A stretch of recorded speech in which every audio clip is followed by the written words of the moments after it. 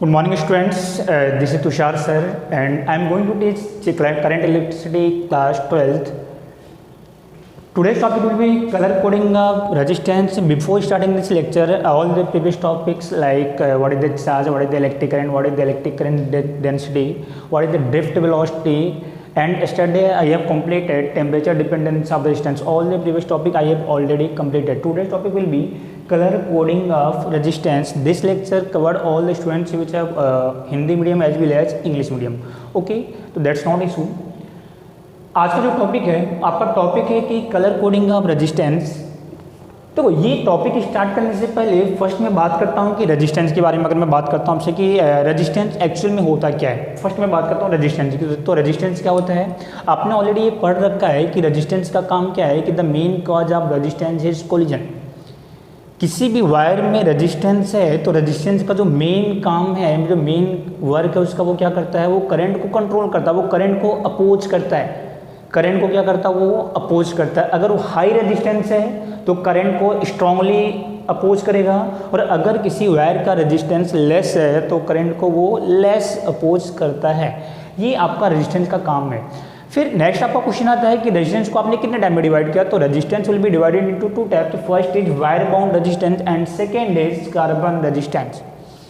First मैं बात करता हूँ वायर बाउंड रेजिस्टेंस का। हिंदी में भी इसको आप बोलते हो वायर बाउंड प्रतिरोध। वायर बाउंड रेजिस्टेंस एक्चुअली में ये क्या होता है, ये हम बात करते हैं। देखो, वायर बाउंड रेजिस्टेंस, जितने भी वायर बाउंड रेजिस्टेंस होते हैं, it is made of alloy. ये किसके बने होते हैं, आपके एलॉय के बने होते हैं। एलॉय मीन्स मिश्र धातु, एग्जाम्पल मैग्नीन एंड नाइक्रोम। तो wire bound resistance, first point is that wire bound resistance it is made of alloy like manganin and nichrome. अब एलॉय के केस में क्या होता है, ये मैंने आपको ऑलरेडी इसके प्रीवियस वाले टॉपिक में डिस्कस किया है कि कोई भी एलॉय है, अगर आप उसका टेम्परेचर इंक्रीज करते हो, it means resistance will not be change. Alloy अगर आपका है तो अगर आप उसका टेम्परेचर इंक्रीज करोगे, if we increase the temperature for any alloy, the resistance of the wire does not be change. उसका जो रेजिस्टेंस वो आपका चेंज नहीं होता। मीन्स एलॉय का जो रेजिस्टेंस है वो टेम्परेचर इंडिपेंडेंट होता है। तो first point is that wire bound resistance it is made of alloy. Second point is that when we increase temperature the resistance of the wire bound resistance does not will be change. ये इसका जो प्रतिरोध होगा वो आपका नहीं बदलेगा। Third point की अगर मैं बात करता हूँ कि जो वायर बाउंड रेजिस्टेंस होते हैं, ये इनकी जो साइज होती है that will be very large size, very large size. Size large होने की वजह से आप इसको सर्किट में यूज नहीं कर सकते। वायर बाउंड रेजिस्टेंस को आप सर्किट में, जितने भी आपके स्मॉल सर्किट्स होती हैं लाइक टेलीविजन, आपके मोबाइल्स के सर्किट, तो जितने भी सर्किट्स होते हैं ना, आप उसमें आप वायर बाउंड रेजिस्टेंस को यूज नहीं कर सकते। क्यों नहीं यूज कर सकते, because it has a very large size. मैंने यहाँ पे लिखा भी है, it has very large size, not use in circuit. इसको आप सर्किट में यूज नहीं कर सकते। इसकी रेंज की अगर मैं बात करता हूँ तो range will be going on 0.01 ohm to 1 mega ohm. इसकी रेंज होती है 0.01 ओम टू 1 मेगा ओम। फिर नेक्स्ट आपका ये क्वेश्चन आता है कि इसकी साइज तो लार्ज होती है, बट आप इसको कैसे बना सकते हो। तो वायर बाउंड रेजिस्टेंस को बनाने के लिए होता क्या, आप सिंपल समझो, ऐसे समझो, आपके पास एक कोर होता है। कोर सिरेमिक का कोर या प्लास्टिक का कोर, कोई भी इंसुलेटिंग मटेरियल आपका हो सकता है। कोर मीन्स बीच में आपका ये ओपन हो, ओके। ये आपके पास एक कोर है that is made of ceramic और as well as plastic, that is insulating material. उसके बाद से आपने एलॉय का वायर लिया और उसके ऊपर आपने उसको रैपिंग करना स्टार्ट किया। एलॉय का आपने वायर लिया that will be made of manganin as well as nichrome. We have wrap out on the outer surface of the core. आपने इस पे आउटर सरफेस को आपने रैप करना स्टार्ट किया, तो ये जो पूरा का पूरा आपका जो स्ट्रक्चर फॉर्म होता है that will be called wire bound resistance. We have a ceramic core that will made of insulating material. We have wrapping on the wire on the outer surface of the ceramic core. Wire will be made of alloy like manganin and nichrome. That structure is called wire bound resistance. तो ये जो यहाँ पे मैंने draw किया है, तो ये आपका एक सिरेमिक कोर है, इसके ऊपर मैंने वायर बाउंड, इसके ऊपर मैंने एलॉय का आपके पास एक वायर है मैग्नीन या नाइक्रोम का बना है, उसको मैंने यहाँ पे रैप किया। जब आप इसको रैप करते हो तो ये पूरा का पूरा जो स्ट्रक्चर है, ये जो पूरा का पूरा जो रेजिस्टेंस है that is called wire bound resistance. ये एक्चुअल में आपका यूज होता है इन द फिजिक्स लैब में आप आगे एक्सपेरिमेंट करोगे, पोटेंशियोमीटर, ओम्स लॉ, तो उन सब में ये इसका आपका यूज है लैब में। तो वहाँ पे आपको क्लियर समझ आ जाएगा कि एक्चुअली में ये वर्क कैसे करता है। यहाँ पे आपका कोई भी पॉजिटिव नेगेटिव नहीं होता, ठीक है। तो ये आपका वायर बाउंड रेजिस्टेंस है। सेकेंड केस की मैं बात करता हूँ तो रेजिस्टेंस का जो सेकेंड टाइप है उसको हम बोलते हैं कार्बन रेजिस्टेंस। तो सबसे पहला आपका बात, सबसे फर्स्ट पॉइंट आपका आता है कि कार्बन रेजिस्टेंस का यूज क्या है। आप सर्किट में देखो, आप सर्किट में जैसे कि मैंने टेलीविज़न में मैंने ओपन किया तो उसके पीछे एक सर्किट होती है। आप मोबाइल की स्क्रीन ओपन करो, मोबाइल की स्क्रीन आप ब्रेक करो तो उसके अंदर भी एक सर्किट होती है, यानी जितने भी इलेक्ट्रॉनिक गैजेट्स हैं उनके अंदर एक सर्किट होती है। उस सर्किट के अंदर रेजिस्टेंस का एक्चुअल में रेजिस्टेंस आपका किस तरीके से दिखता है वो यहाँ पे समझो। इस वाले डायग्राम में देखो, यहाँ पे ये जो पॉइंट आपका दिख रहा है इस वाले डायग्राम में, यहाँ पे जो ग्रीन कलर का आपको दिख रहा है ना, वो आपका क्या है, वो एक्चुअल में वो रेजिस्टेंस है। तो आपको कई सर्किट ऐसे मिले होंगे जहाँ पे आपने इस तरीके की इक्विपमेंट्स आपने देखे होंगे। ओके, तो that is called resistance. Second point आता है कि एक्चुअल में इस रेजिस्टेंस का काम क्या है, इस रेजिस्टेंस का वर्क क्या है। तो रेजिस्टेंस का जो मेन काम है, रेजिस्टेंस क्या करता है, सर्किट में करंट को कंट्रोल करता है। करंट रेजिस्टेंस का मेन काम क्या है, सर्किट में जो भी आपके पास सर्किट है उस सर्किट में करंट को कंट्रोल करना। मैंने यहाँ लिखा है to control the amount of the current in the circuit. What is the purpose of the resistance in the circuit. Circuit में रेजिस्टेंस का मेन पर्पज क्या है, to control the amount of the current in the circuit. वो circuit में current कितने amount में flow होना चाहिए, कितने अमाउंट में फ्लो नहीं होना चाहिए, वो उस करंट के अमाउंट को क्या करता है, कंट्रोल करता है। According to the Ohm's law, resistance क्या होता है, ओम्स लॉ को फॉलो करता है according to equation V equal to I।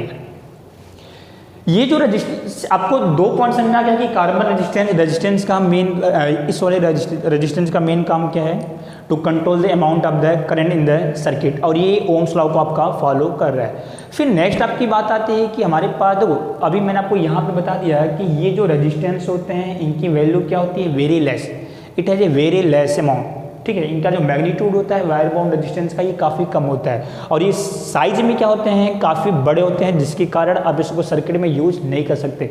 But आपको ऐसी कई सर्किट्स आपको प्रैक्टिकल लैब में मिलती हैं, आपको ऐसी कई सर्किट्स मिलते हैं जिसमें आपको काफ़ी हाई रेजिस्टेंस का यूज करना पड़ता है, काफ़ी हाई रेजिस्टेंस का यूज करना पड़ता है। इसकी रेजिस्टेंस तो कम है, तो आपको प्रैक्टिकल लाइन में ऐसे कई सर्किट्स मिलेंगे जिसमें आपको काफ़ी हाई रेजिस्टेंस का यूज करना पड़ेगा। तो उस सर्किट में आप हाई रेजिस्टेंस कैसे बनाओगे, तो हाई रेजिस्टेंस का यूज करने के लिए, अब देखो आपको यहाँ पे मैंने आपको क्या बोला कि कुछ सर्किट ऐसे होंगे जिसमें आपको हाई रेजिस्टेंस की रिक्वायरमेंट होगी। हाई रेजिस्टेंस यानी कि रेजिस्टेंस की वैल्यू कैसे होनी चाहिए, very high, it has a very. तो ये जो कार्बन रेजिस्टेंस होता है ना, ये आपका मैग्नीट्यूड में आपका वेरी हाई होता है, means it has a very large resistance, means kilo ohm में होते हैं, मेगा ओम में होते हैं ये कार्बन रेजिस्टेंस। अब फिर से एक पॉइंट आता है कि मैंने आपको बोला है कि आपके पास कोई सर्किट है, कभी कभी उसमें रिक्वायरमेंट क्या होती है कि उसमें आपको काफ़ी हाई रेजिस्टेंस की रिक्वायरमेंट होती है। अब according to the formula R equal to rho L by A, ये आपके पास फॉर्मूला है। ये बताओ, अगर मुझे रेजिस्टेंस हाई चाहिए, हाई मैग्नीट्यूड का रेजिस्टेंस चाहिए, तो आपको लेंथ अधिक होनी चाहिए, मीन्स लेंथ आपकी ग्रेटर होनी चाहिए। अब ये बताओ, लेंथ अगर आपका ग्रेटर चाहिए, मीन्स आपके पास अगर आप इस कार्बन रेजिस्टेंस को मेटल से बनाते हो, कोई भी मेटेलिक वायर से, तो उसका हाई रेजिस्टेंस होने के लिए उसकी लेंथ आपको इंक्रीज करनी पड़ेगी। मीन्स अगर मैंने यहाँ पे 1 किलो ओम 1 मेगा ओम का रेजिस्टेंस मुझे चाहिए, तो आपको यहाँ पे काफ़ी अधिक लेंथ यूज करना पड़ेगा वायर का। That is not possible. मैं आपको बोल रहा हूँ कि आप मुझे यहाँ पे 100 किलो ओम का रेजिस्टेंस चाहिए, आपने यहाँ से आपने कैलकुलेट किया और आपको यहाँ पे मिलता है कि आपको यहाँ पे 500 मीटर की वायर लगेगी। क्या ये पॉसिबल है क्या कि आप 500 मीटर का वायर लेके आओ तो आप उसका रेजिस्टेंस बनाओ? तो that is not possible. Length काफ़ी अधिक होने के कारण ये आपका प्रैक्टिकली पॉसिबल नहीं है। अब अगर ये प्रैक्टिकली पॉसिबल नहीं है तो कार्बन रेजिस्टेंस आपके मेटल से नहीं बनाए जाते, तो किससे बनाए जाते हैं फिर? It is made of semiconductor, अर्धचालक। किससे बनाए जाते हैं? आपके सेमीकंडक्टर से, यानी अर्धचालक से। हम कार्बन रेजिस्टेंस को हम मेटल्स नहीं बना सकते। क्यों नहीं बना सकते हैं? क्योंकि उसमें लेंथ आपको अधिक चाहिए। अब लेंथ अधिक चाहिए तो ये पॉसिबल तो है नहीं, तो ये पॉसिबल नहीं है। इसका मतलब क्या हुआ कि हम कार्बन रेजिस्टेंस को किससे बनाते हैं, made by semi conductor. Okay, wire bound resistance में हमने क्या क्या देखा, first point it has a very large resistance. Wire bound resistance में जो रेजिस्टेंस होता है वो कैसा होता है, वेरी लार्ज।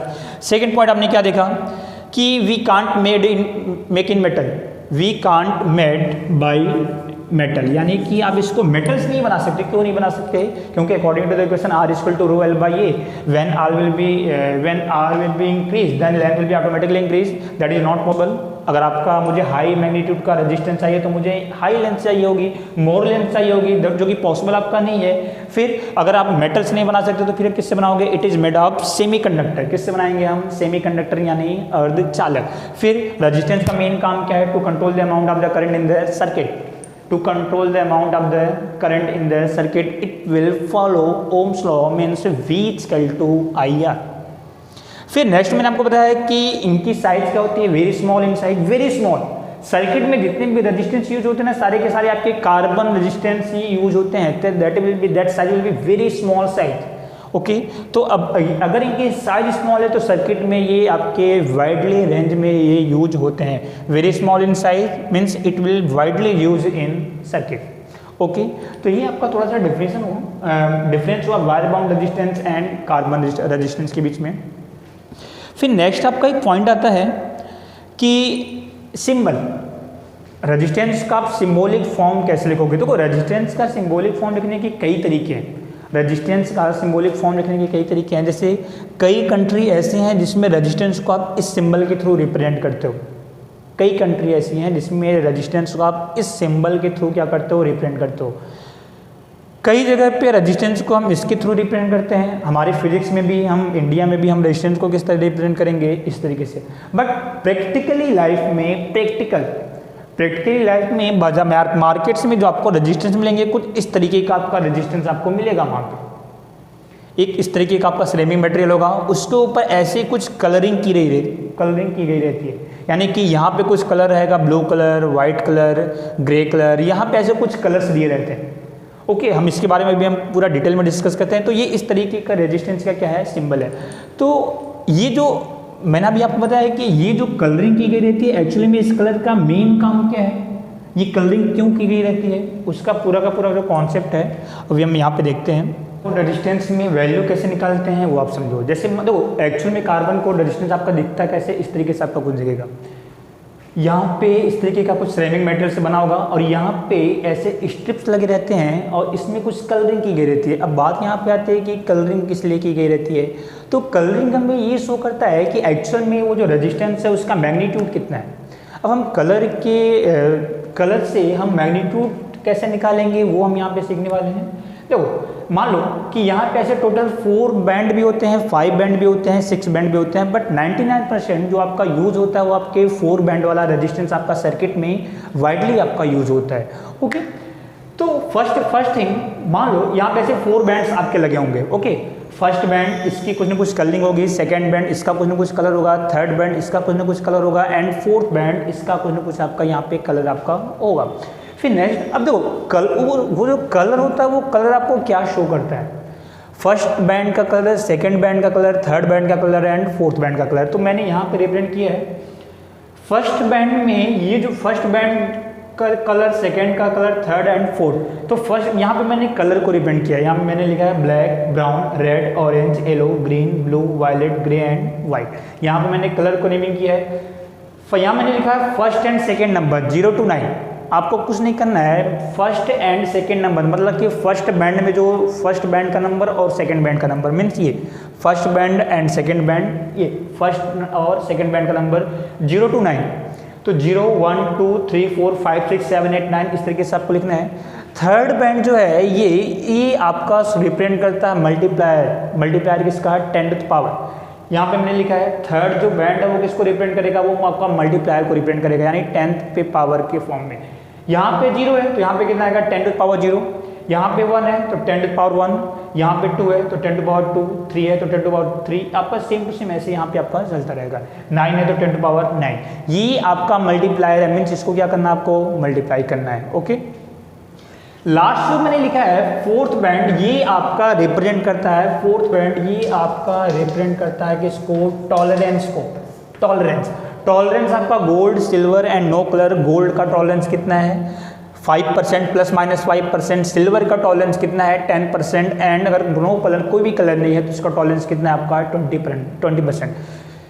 यहाँ पे देखो मैंने यहाँ पे प्लस माइनस लिख के रखा है। एक्चुअल में टॉलरेंस का मतलब क्या होता है वो समझो। मान लो कि मैंने आपको बोला कि ये आपके पास एक वायर है, इसका रेजिस्टेंस है 100 ओम और इसका जो टॉलरेंस है वो 5% है। Tolerance means 5%। इसका मतलब क्या हुआ कि जब आप इसको सर्किट में यूज करोगे तो इसका जो मेन रेजिस्टेंस है वो कितना है, वो तो 100 ओम का है।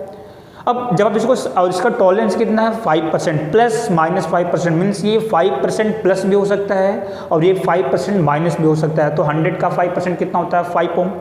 मीन्स जब आप इसको सर्किट यूज करोगे तो 100 में ये 5 ऐड भी हो सकता है, मतलब ये 105 ओम भी जा सकता है और ये 100 से 5 माइनस भी हो सकता है, मीन्स ये 95 ओम भी हो सकता है। मीन्स इस ये रेजिस्टेंस आपका वेरी कहाँ से कहाँ तक करेगा, 95 ओम टू 105 ओम।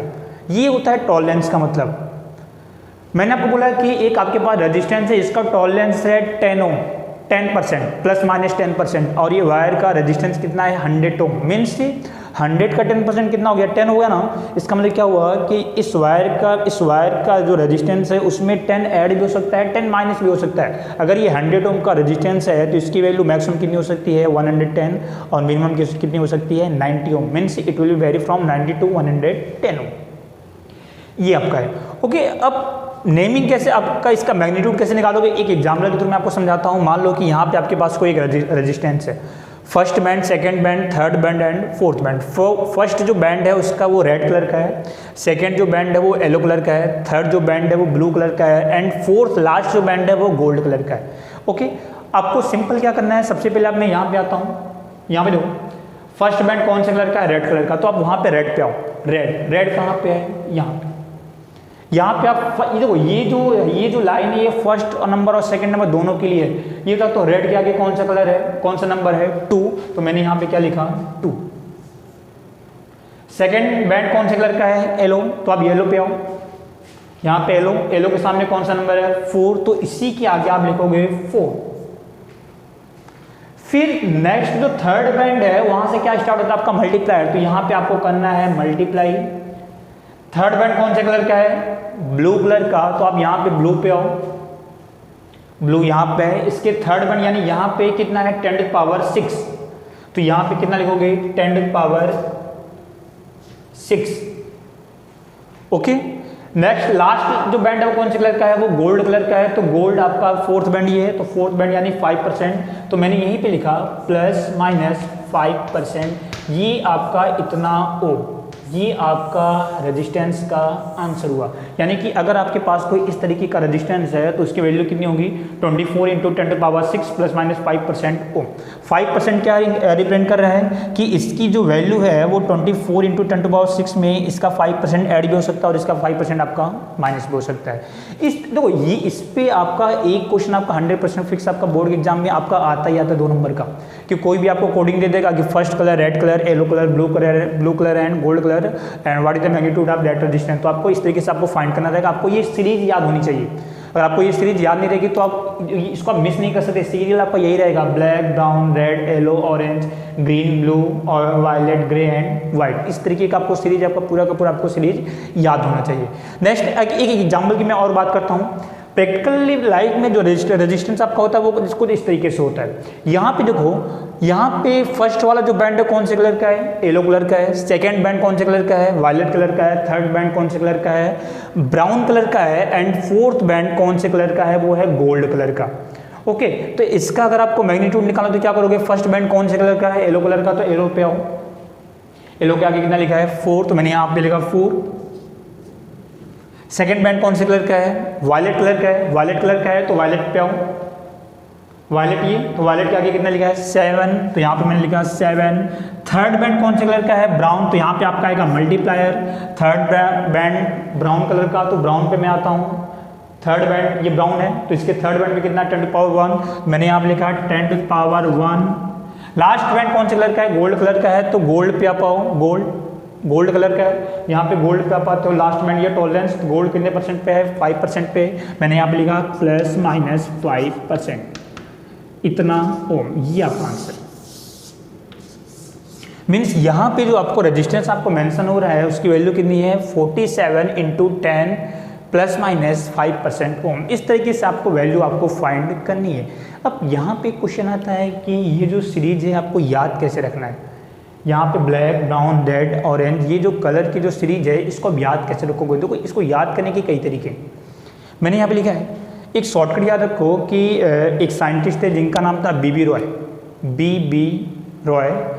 वो उनको बॉम्बे काफ़ी पसंद था, तो बॉम्बे वो गए थे, किसके थ्रू गए थे, गेटवे के थ्रू।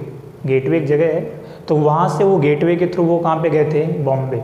मीन्स बीबी रॉय नाम के एक साइंटिस्ट थे, वो गेटवे के थ्रू कहाँ पे गए थे, बॉम्बे। इतना आपको याद रखना है एक शॉर्टकट। यहाँ पे मीन्स अगर मैं लिखना चाहूँ तो B B Roy goes Bombay via gateway. B B Roy goes Bombay via gateway, ये आपको याद करने का तरीका है। अब आप इसका फर्स्ट ले लो, बी मतलब ब्लैक, फिर से बी मतलब ब्राउन, आर मतलब रेड, जी मतलब ग्रीन, बी मतलब लास्ट में देखो कितना लिखा है ब्लू, वी मतलब वायलेट, जी मतलब ग्रे, डब्ल्यू मतलब वाइट। इस तरीके से आपको करना है। नेक्स्ट इसका याद करने का एक तरीका और है, एक तो ये आपको हो गया कि बीबी रॉय नाम के एक साइंटिस्ट थे, वो बॉम्बे गए थे, किसके थ्रू बॉम्बे गए थे, गेटवे के थ्रू। तो B B Roy goes to Bombay via gateway. एक आपका और बोल सकते हो कि एक बीबी रॉय नाम के एक साइंटिस्ट थे जो कहाँ पे रहते थे, ब्रिटेन में, और ब्रिटेन में उनकी एक अच्छी वाइफ थी, वेरी गुड वाइफ। इस तरीके से भी आप याद रख सकते हो। मीन्स अगर आप चाहो तो यहाँ पे ऐसे भी याद रख सकते हो, B B Roy Great Britain very good wife, B B Roy Great Britain very good wife. तो आप इसका फर्स्ट नेम लेके चलो, बी मतलब black, brown, red, green, blue, violet, grey and white. तो B B Roy goes to Bombay via gateway. अगर आपको इस तरीके से याद करना हो आप इस तरीके से याद करो, या तो आप याद करो B B Roy Great Britain very good wife. तो आप किसी भी तरीके से याद करो, तो ये आपका माइंड में पूरा का पूरा क्लियर होना चाहिए। इससे रिलेटेड आपका एक क्वेश्चन, दो क्वेश्चन आपका बोर्ड के एग्जाम के व्यू से आपका 100% आपका इंपॉर्टेंट है और ये आता भी है। तो आज की क्लास हम यहीं पे ओवर करते हैं।